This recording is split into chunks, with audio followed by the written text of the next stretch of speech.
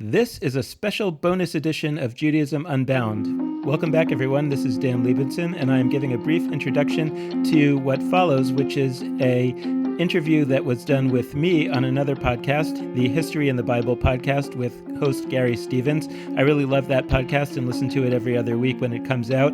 And I was lucky enough to be the guest on a bonus edition of that podcast with Gary Stevens interviewing me about the recent novel, The Secret Book of Kings by Yochi Brandis, which I was very involved in bringing to English-speaking readers and which we on Judaism Unbound have developed a website for at www.secretbookofkings.com. This episode is bonus and optional. Anybody who is interested in the novel can listen to it. It's spoiler-free, but anybody who really just wants to keep up with our weekly Judaism Unbound episodes should not feel obligated to listen to this interview and can just wait until Friday when we release our regularly scheduled episode as we always do. So I hope you enjoy it, and thanks for tuning in.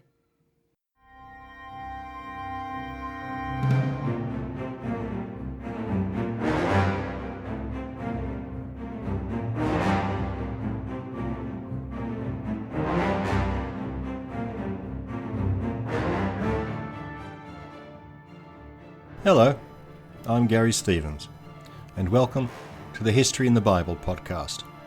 All the history, in all the books, in all the Bibles.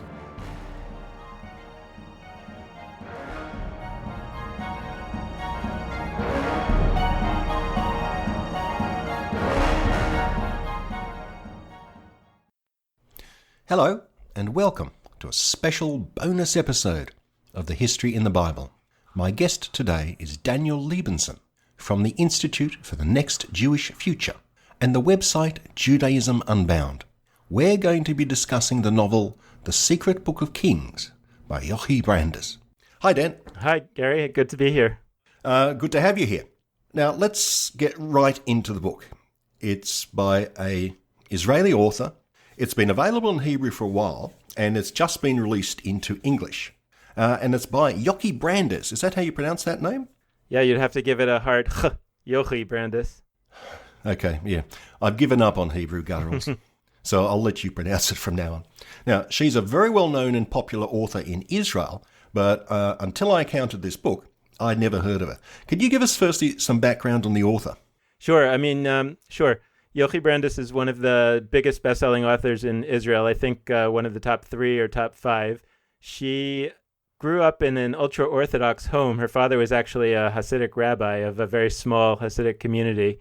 And but she, when she grew up, she left that community and became basically, I would say, a liberal, traditional Jew, but not an Orthodox Jew or an ultra-Orthodox Jew anymore.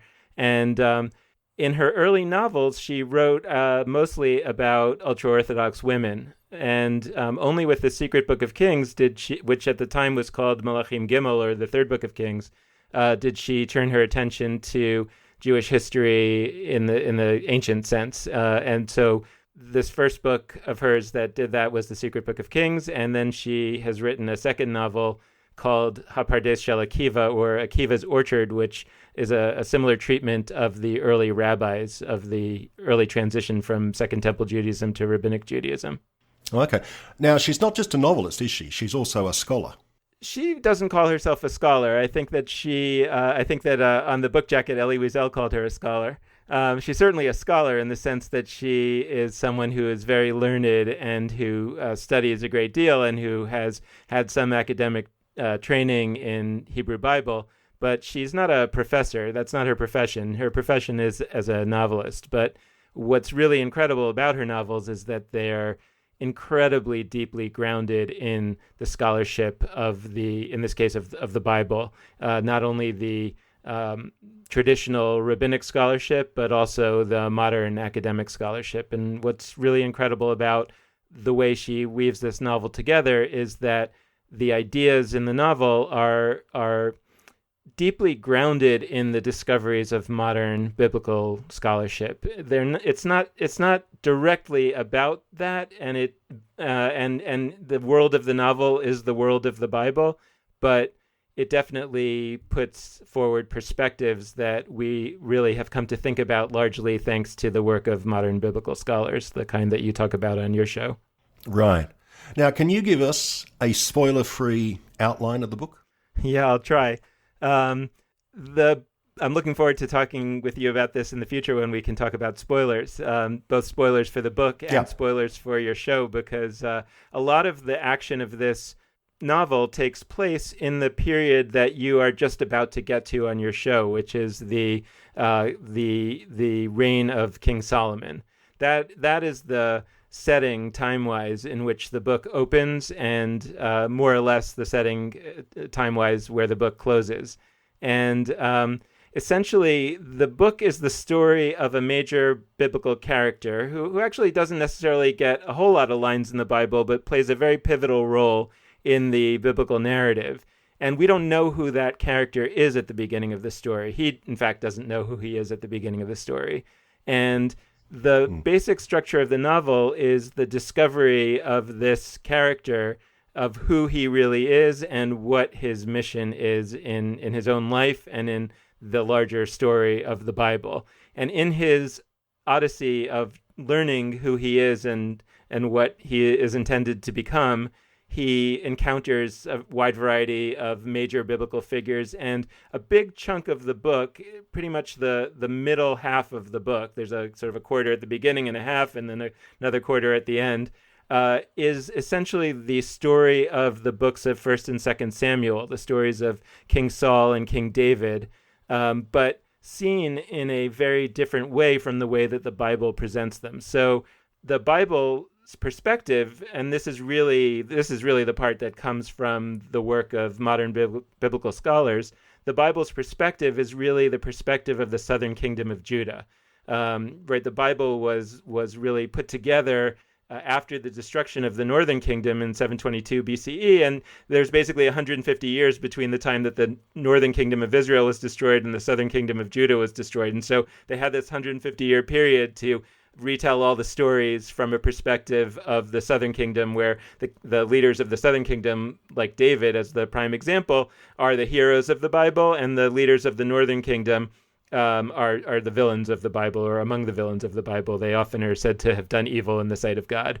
And so in a sense, what this novel does in its middle section is ask, what would those same stories look like if they were told from the perspective of essentially three perspectives that have largely been suppressed or not emphasized in the Bible. And those perspectives are, number one, the perspective of the northern kingdom of Israel, number two, the perspective of the house of Saul, and number three, the perspective of women.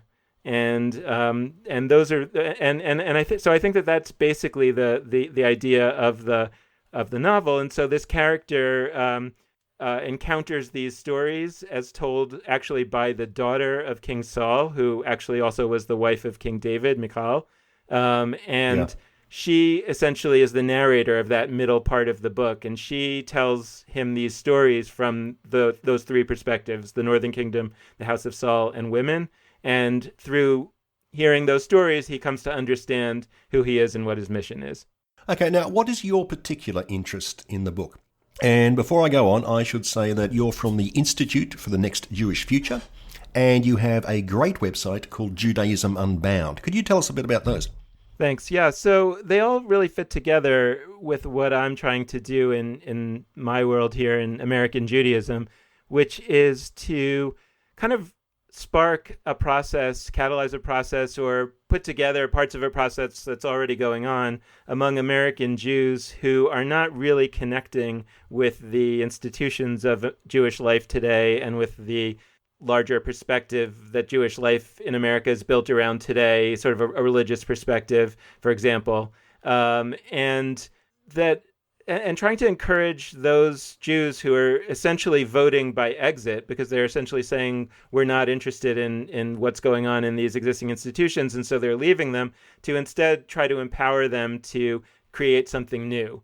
And one of our projects is a podcast called Judaism Unbound that we use to try to think through these ideas, and we bring on a lot of guests, and then my co-host Lex and I talk about what we're learning from these guests and trying to put those pieces all together and trying to basically encourage our listeners to feel empowered to remake Judaism again today. And the main reason why I'm interested in this novel and other novels that look at major transition periods in Judaism in new perspectives is because I think that if people understood the extent to which Judaism and Israelite religion, things that came before Judaism, things that came after Judaism, like Christianity, if people understood the extent to which those were worked and reworked over time, and sometimes in revolutionary kinds of ways because of revolutionary changes, they would feel much more a sense of legitimacy in doing that again today.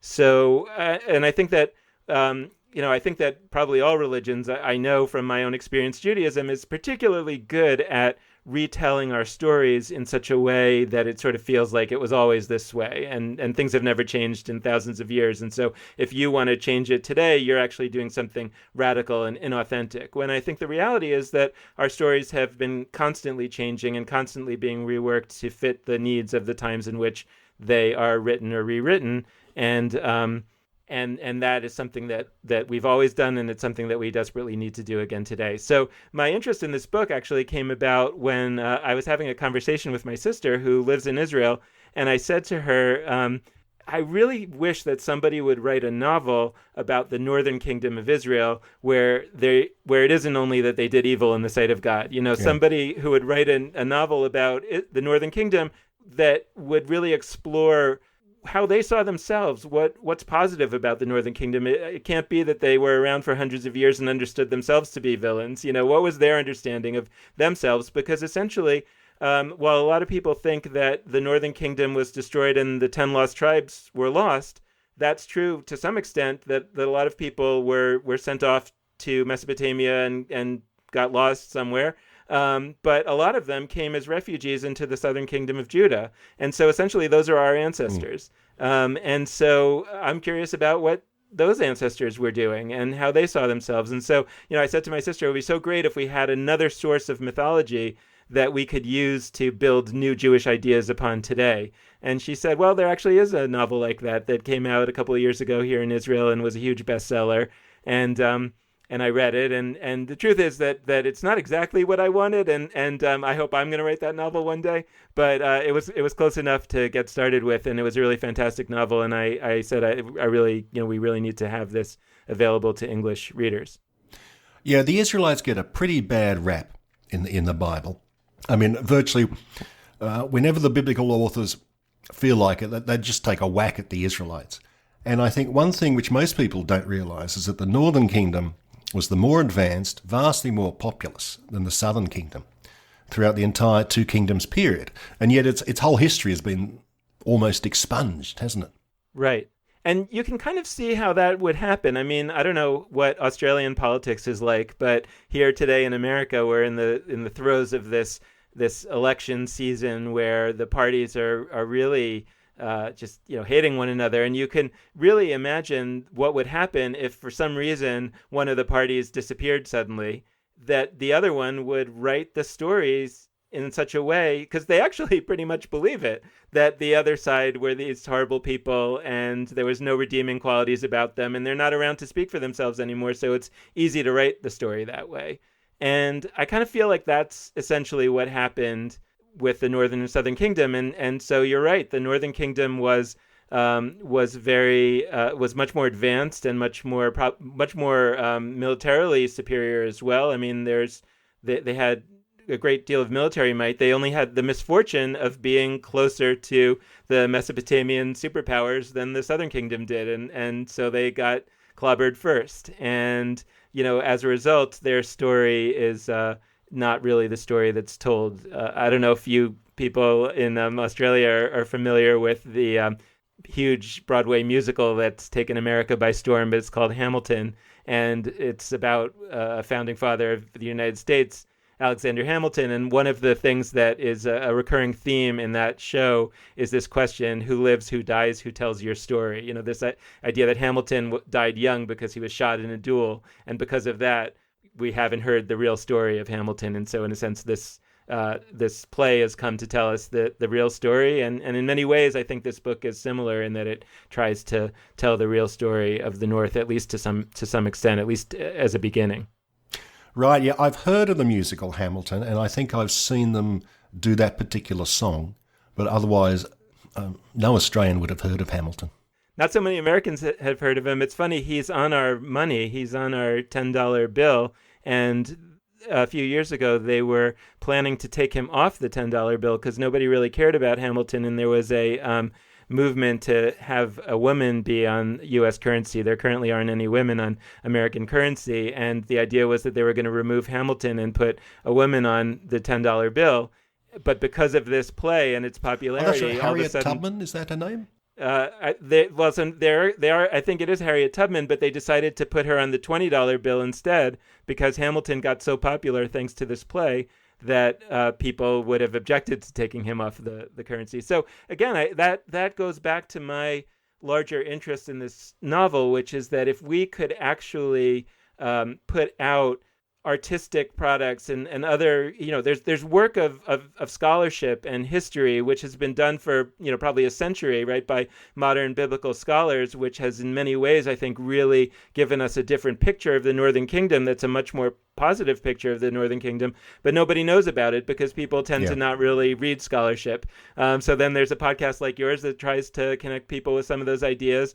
But another way to do it is through art, and art, if it's popular, has the potential to really affect the way people understand stories. And hopefully, they certainly accomplished that in Israel. It was really a transformative experience in Israel for people to get interested in the Northern Kingdom and in other ways to understand Jewish history. And hopefully that will happen in America and other English-speaking countries as well.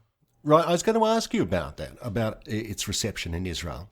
Because I would have thought the novel, it's not, I suppose, attacking, but it's certainly revisiting the foundation story of the Judeans, but in very challenging ways. So it went down quite well in Israel, did it?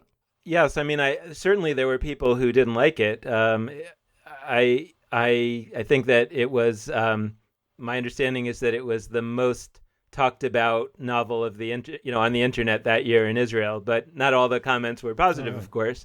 But it certainly created a conversation. I think that, and again, I think that this is true in every religion, that there tends to be a voice of the more observant, the more fundamentalist, the more traditional folks to say, this is, what we're doing is the true way. And I think that often the folks who are not as religious or not as traditional accept that. And they say, yeah, that's right. That's the true way. And it's not for me. So I guess I'm not that. And that kind of works for everybody because the traditionalists are able to say, yeah, we're the ones who are right. And the other people are able to go about their merry way and, kind of not worry about it that much. But what happens, I think, with a novel like this is that those people who don't like the traditional way are able to say, wait a second, maybe that's not the traditional way. Maybe that's not the way it has to be. That's not the way it always was. And for sure, that's going to provoke a negative reaction among some traditionalists, although, of course, not all. I mean, I think that many people who practice religion traditionally are also very open to this kind of idea that not everything that's written in the Bible is exactly the way it was, and that there's a literary, a political, religious sets of ambitions for the Bible, and that whether you think God wrote it or Moses wrote it or other human beings wrote it, it doesn't necessarily mean that everything is factual. There certainly are fundamentalists who believe that, but I think there are a lot of religious people who are very comfortable with the idea that there were different motivations in the for the biblical writer, whoever that was. And it's remarkable to me actually how many modern biblical scholars are actually Orthodox Jews and very religious Christians, and they don't necessarily see a problem with accepting the what's accepted by every modern and academic biblical scholar, which is that the Bible was written by human beings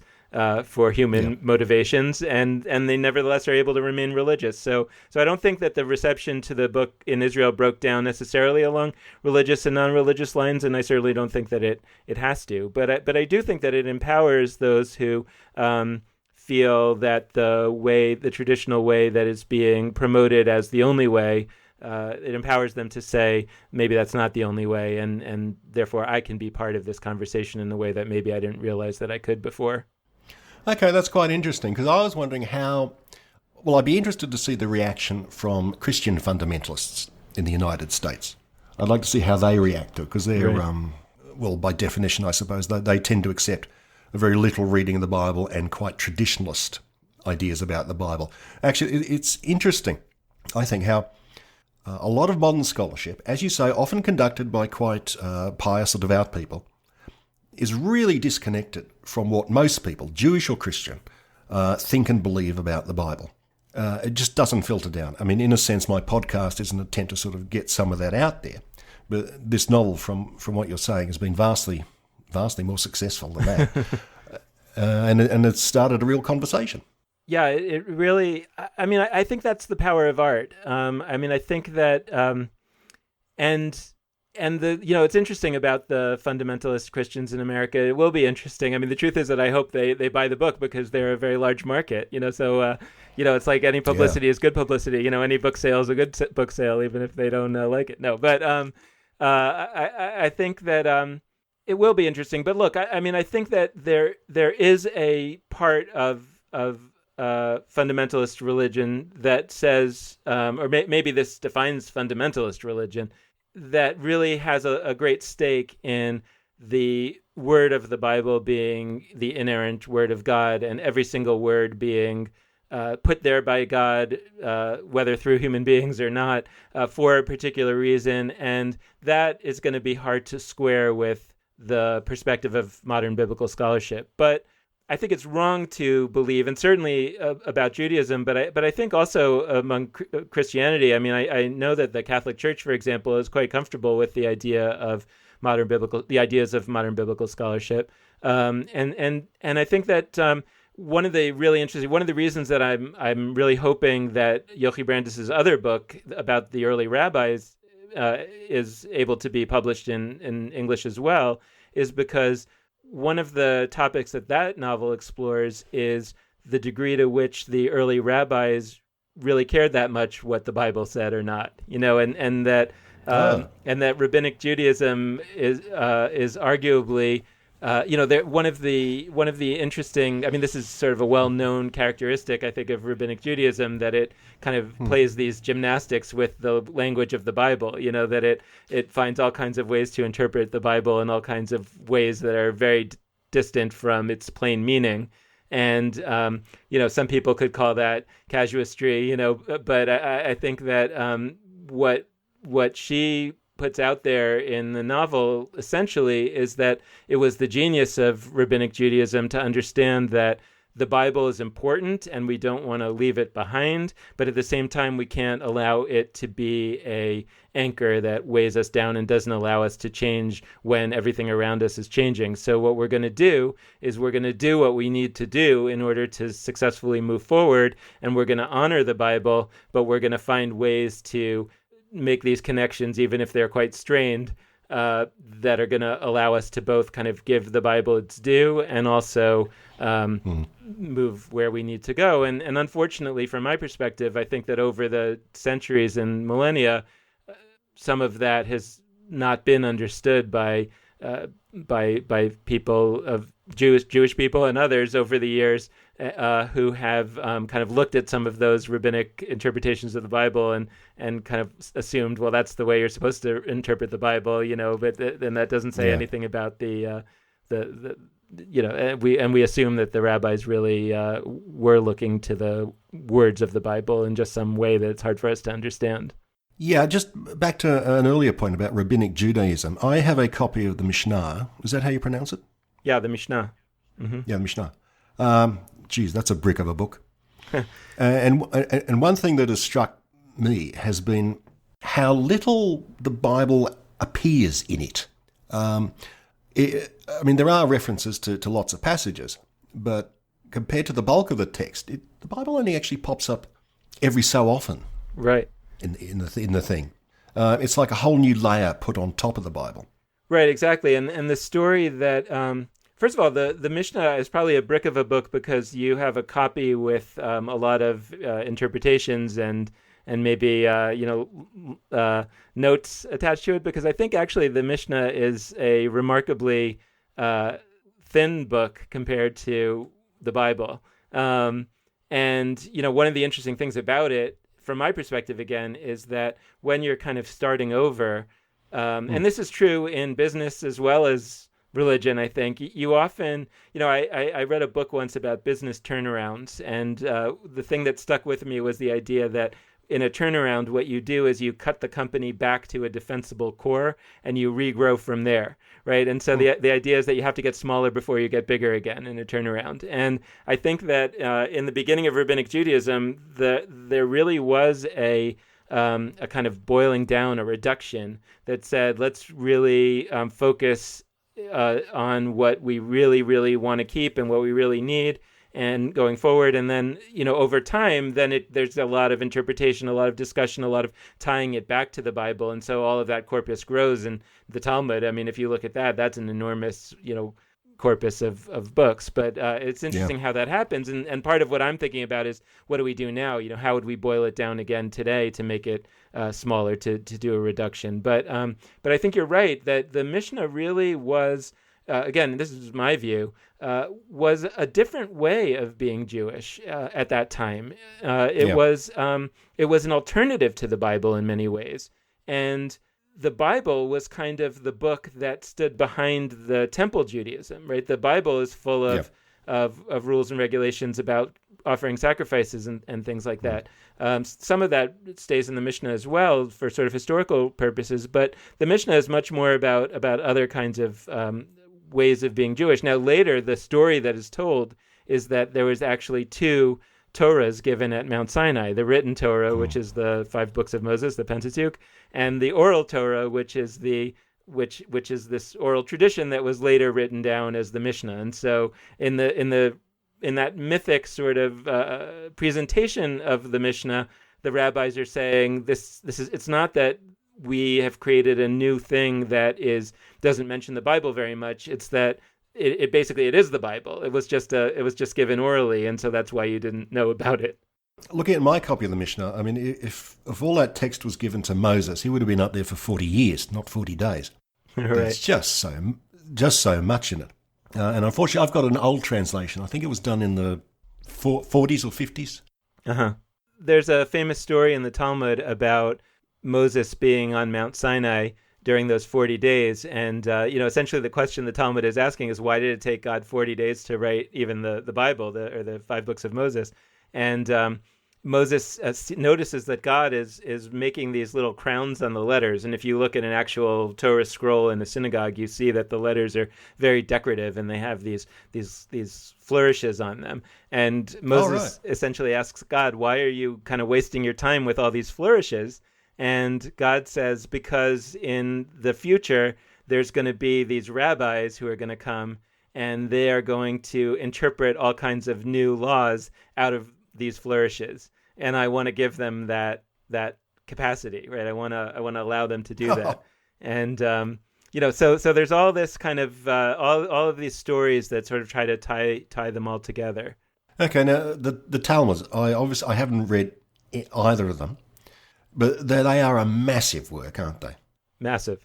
And what's interesting about them is that they're massive. They could be a lot more massive, because if you actually read the Talmud, it's written almost like notes of a class. Like it's very sketchy. It's very it's not written in a kind of florid prose or even poetry. It's just these almost kind of snippets of sentences, and it's often very hard to understand what it's really saying.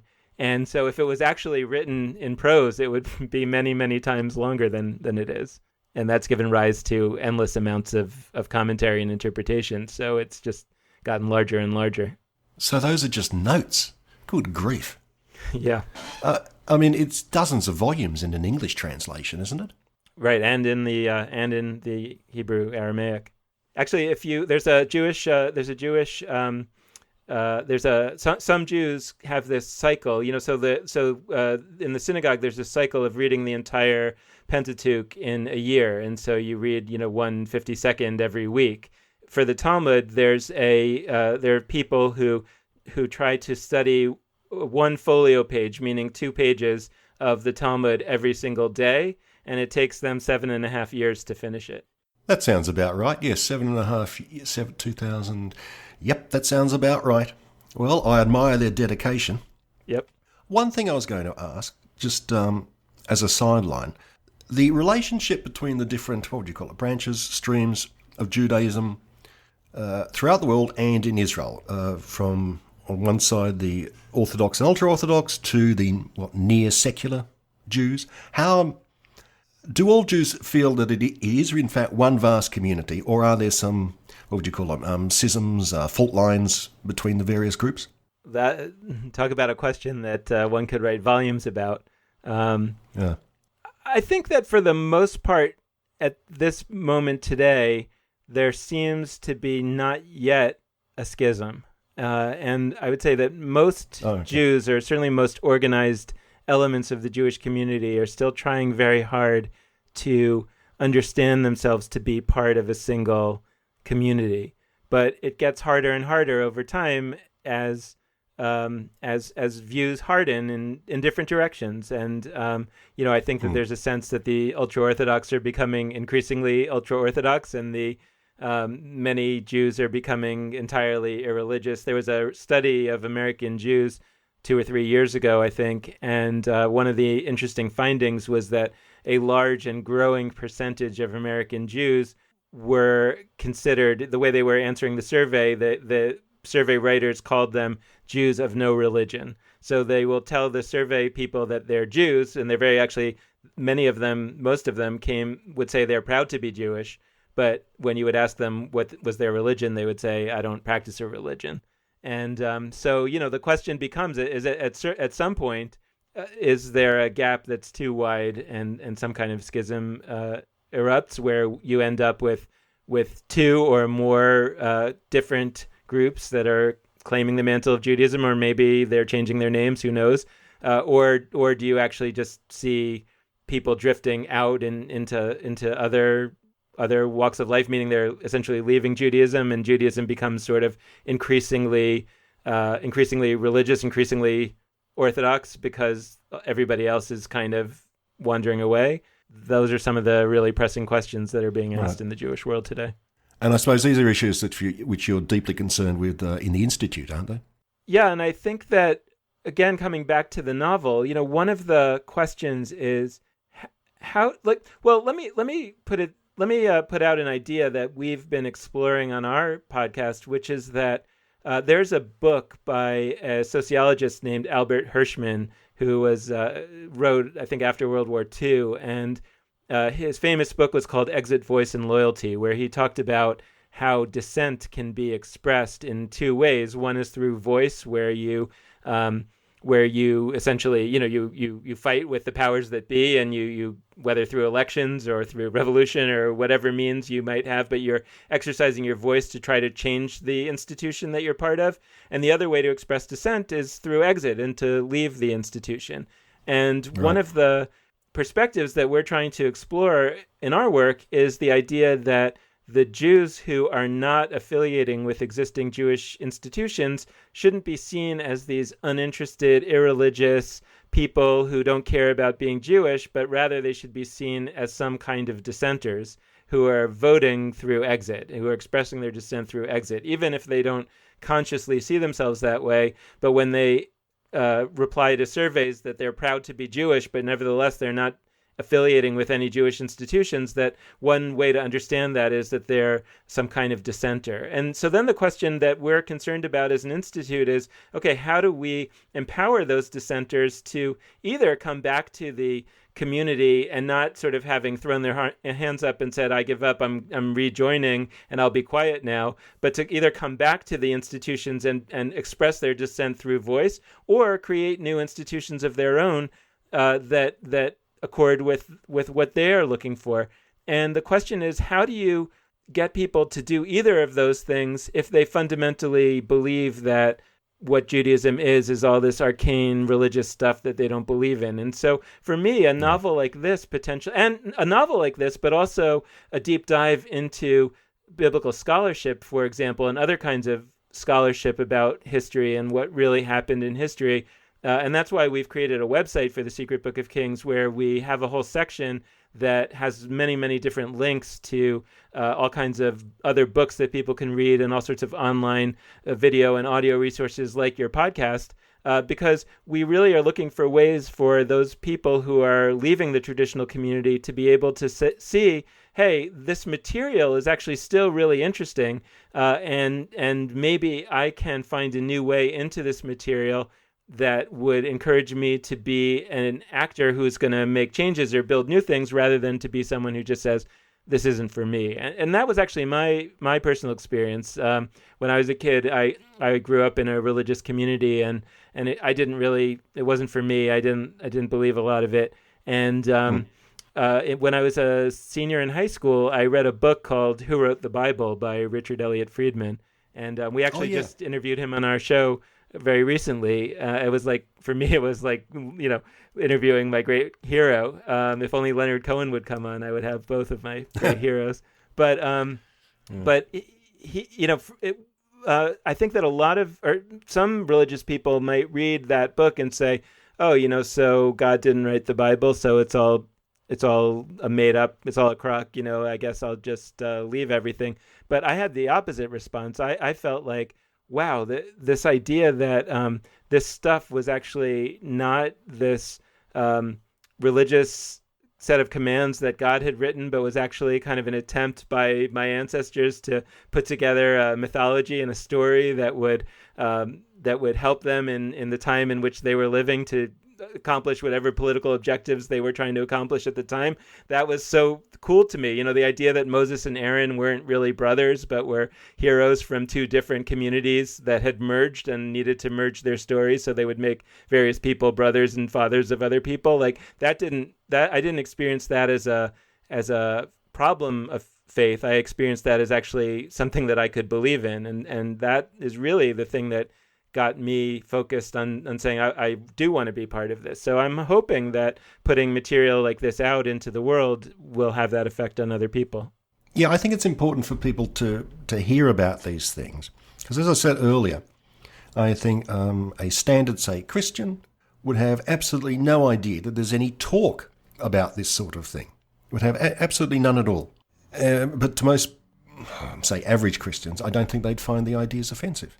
Yeah, I think that's true, and I think that again for Jews, I think that the vast majority of Jews who are not Orthodox, and even some that are, I think that they may understand that themselves as, I don't believe this stuff, right? They understand themselves to be non-believers, but they have no idea that there is a different lens through which the material could be looked at. Now, if they thought about it a little bit, maybe they would realize, well, of course, if I don't believe that God wrote this, somebody must have written it, and it might be an interesting question who did write it and why they wrote it. But I think that most people don't think that many steps ahead, and they just kind of stop. This is where I was before I read Who Wrote the Bible. They just kind of say, well, I don't really buy this stuff, so I'll see you later. And that's why I think, how can people find out about this stuff? And that's look, it's not easy to sell a book these days, and so it's interesting. It'll be interesting to see, are we able to get this book to connect with the audience that I think it really could have a profound impact on? I hope so, and we're doing our best. Yeah, because it's really quite a fascinating study, isn't it? Who wrote the Bible?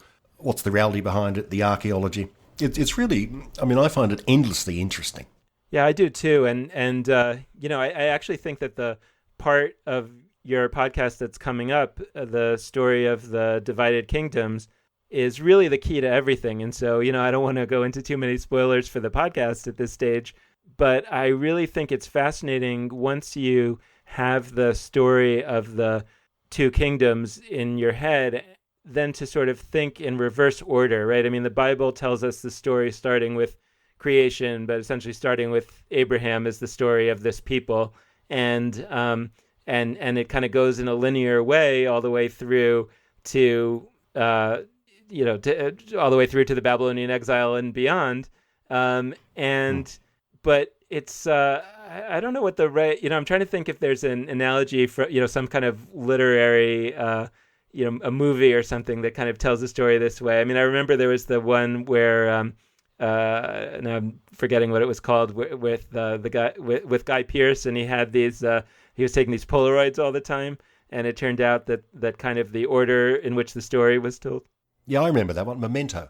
Yeah, Memento. And so it turned out that the order in which you understood the story made a huge difference into the understanding of the story. And I think that's really true of the Bible as well. I think that if you start the story essentially where your podcast is right now, if you start the story with the divided kingdom and then you look back from there, I think you end up with a very different view of the whole thing. And in my opinion, I think it's probably the more correct view of how things actually happened. And I think that it changes the whole way in which you see this story. And it doesn't make it any less fascinating. It doesn't make it any less worthwhile. It doesn't make it any less something that you could build a culture upon. But it's very different. Yes, actually, the Two Kingdoms period is my favourite period for the whole thing, actually, because the interaction between the two kingdoms is really interesting. I mean, they're supposedly sister kingdoms, but geez, they don't get on for most of the time. The individual kings are fascinating. Towards the end of the period, where you have Hezekiah and Josiah, and the religious reformation, that's interesting. And it's a pity we don't know more about the northern kingdoms, I must admit. It'd be really good to have a biography from somewhere. Yeah, I mean, there's a book, I haven't read it, but it's a book by Israel Finkelstein called The Forgotten Kingdom, about the Northern Kingdom. I don't know if you've read that. I don't know how extensive what's in there is. Oh, yeah, I've read that. I don't know. So I guess it's really, there's a limit to what we can know, because the only sources that we have are essentially a book written by the Southern Kingdom, and the finds of archaeology. But it's not enough to give us all the information that we need. At least it hasn't been yet. No, and I think another fascinating and very underwritten character, and one who's central from the novel, is Saul. I mean, he gets a bad press, but I would really like to see, well, I will read soon, I suppose, something from his point of view. Yeah, and what's really amazing, here's what I think is so important about The Secret Book of Kings, is that it's a really good novel just to read on its own. It's an even better read if you know the basic biblical stories, which I think a lot of people do, the basic story of David. But if you know in advance, or if you really start reading the Bible stories after reading the novel, and then you read the novel again, or you kind of read it with a finger in both books, you find these incredible connections. And what you realize is that the Bible actually does tell us more about these characters than we think that it does. And and it's interesting. So, just as an example, the book paints Saul as a very positive figure. It's told from the perspective of his family. But one of the early introductions that we have to Saul, I can't remember if you talked about it on the podcast, is that when Samuel wants to anoint him king in this big gathering of the people, they can't find him. And it turns out that he's hiding among the supplies. And I think that the general reading of that idea that Saul was hiding when the time came for him to be anointed is that somehow that's portraying Saul as a coward, or as somebody who wasn't willing to do what he was supposed to do. But another character in the Bible, Moses, who does a similar thing, who doesn't want to take the job, is understood as the greatest leader we ever had. So the book essentially takes that scene, which we do have in the Bible, but it interprets it in a different way. It interprets it as a sign of Saul's modesty. And so modesty becomes an important trait of Saul in the novel that is not necessarily directly stated, right? The Bible directly says about Moses he was the most modest man who ever lived. It doesn't say that about Saul, but it says other things about Saul that you can derive that implication. And I think the stuff that's like that in the novel is incredibly fascinating and gives you a sense that, hey, maybe we do know about these characters more than we thought. Like the other, right, the big famous novel that, in English at least, that biblical novel that succeeded wildly was The Red Tent by Anita Diamond. And The Red Tent really looked at the biblical period from the perspective of biblical women. And I think that what was revolutionary about it and what really connected with people was that the Bible is so clearly told from the perspective of men that it was exciting and refreshing to hear from the biblical women.